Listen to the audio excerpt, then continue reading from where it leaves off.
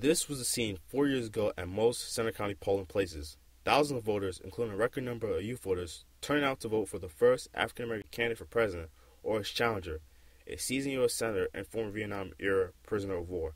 The election was close. Barack Obama made history. I think that young people are very motivated by rights issues.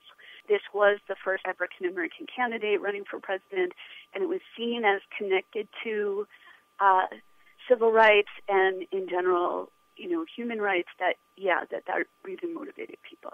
But that was 4 years ago, and the number of youth voters for this 2012 election will not be the same. On this night, a room full of young people gathered to watch one of three presidential debates between incumbent President Barack Obama and his Republican challenger, Mitt Romney, and several are excited to vote. Well, there's a lot of us, so it makes up a big part of the population, and a lot of college students, especially freshmen, are all turning 18. So the things that the president is going to be starting to enact and laws and everything coming into place is actually going to affect us now that we can, we start to be our own person. I think about all the campuses all around the world. That makes up a lot of the population. So it's, if people don't vote, then that's a big chunk of it out, so it's important.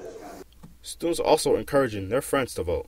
I've been kind of pushing my friends to go out there, vote, even local elections, state elections, even this election. I've, Facebooked them, I've called them, I've been go vote because it's very important. Even though you might not think about it now as a freshman or just in college or even in high school, it's really important and you should just go out.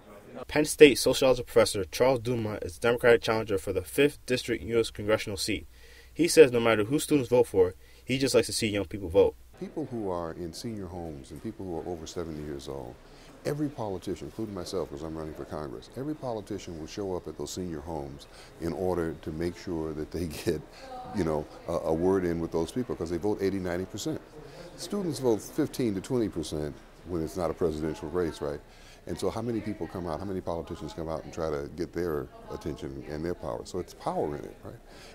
Here at Alumni Hall, in the Hub, in University Park campus, where many people are expected to vote here on Election Day, more than 13,000 people are registered to vote in 4 precincts here, compared to more than 11,000 people registered to vote back in 2008, according to Center County's Offices of Election and Voter Registration.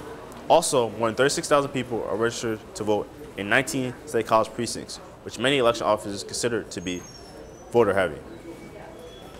Why young people do or do not vote is the focus of ongoing research at the Indiana University of Pennsylvania. Associate Professor of Political Science Dr. Regina Smith teaches a class on student voting behaviors. There hasn't been that movement to turn out the vote. There's not a huge presence of either Romney or the Romney campaign or the Obama campaign on Indiana's campus. Voting young doesn't just affect the current election, it sets a pattern for the future. People who vote young tend to vote for their whole lives.